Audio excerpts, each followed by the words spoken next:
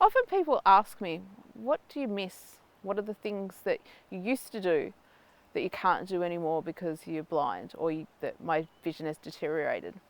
And I had to think about this, and I don't know whether I actually miss things so much, but there's definitely things that I used to do that I can't anymore, and I have had to adapt. And I think the biggest one of those is reading.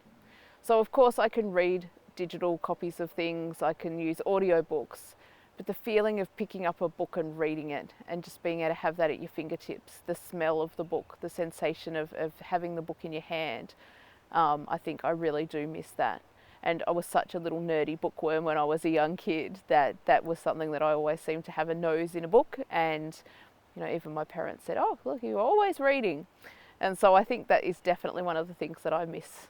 And I've adapted, but in some ways, the digital copy is not the same as the book in the hand. However, having said that, I'm such a prolific reader that if I had all of the physical books of everything that I read, I don't think I'd be able to fit in my house anymore because I'd have too many books. So maybe digital copies is a good thing. Second thing I can think of is looking in the mirror. And so that isn't something that I can do anymore. I can't see myself in the mirror. So mirror, mirror on the wall, I don't see you at all is kind of a little bit funny. But you just get used to it and you know what you look like. And for me, I have a feeling of what I look like, and there's a plane flying over and we're going to ignore that. And I think that, it's a sensation of people rely so much on needing to see themselves for their identity. And I guess I create my identity in many other ways. And I kind of know what colour my hair is, and I know what colour my eyes are, and I can still apply makeup and know what I look like. And people will tell me, hey, look, you've got a dot on your head or something that I need to fix. But other than that, I think that's pretty much the whole mirror thing. Something else I miss is writing.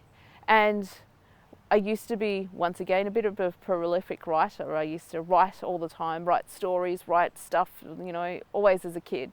And so now, because I can't see to write, I guess I can't see what I'm writing. So I can still physically write. And really interestingly, I still do that in things like birthday cards. And all of my friends and family have kind of been able to decipher generally what I've been meaning to say. And so, and I still do that just for the sake of having a keepsake. So, my daughters, when I write in their birthday cards, I hope that gives them something meaningful more than me typing up a message and printing it out and popping it in the card.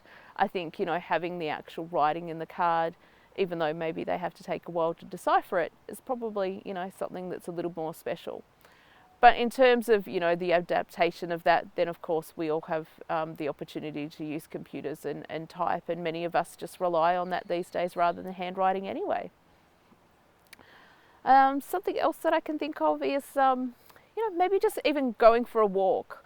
So for everybody else, they think, oh, let's go for a walk, and off they go, and they don't have to think about, things like navigation and all of that sort of stuff. And although I use the long cane, going for a walk is a little bit of a different process, because for many people, you go for a walk to kind of clear your mind, where for me, if I'm going for a walk, I'm actually concentrating on my mobility and that navigation.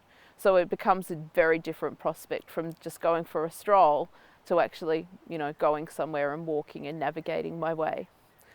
So I guess there's some of the things that are a little different, and I don't really think about them, and I really did have to consider really deeply this question before I answered it, because I've adapted my life in so many ways that I often don't think about the things that I can't do. I always really just focus on what I can do, and that's the way that I get through life.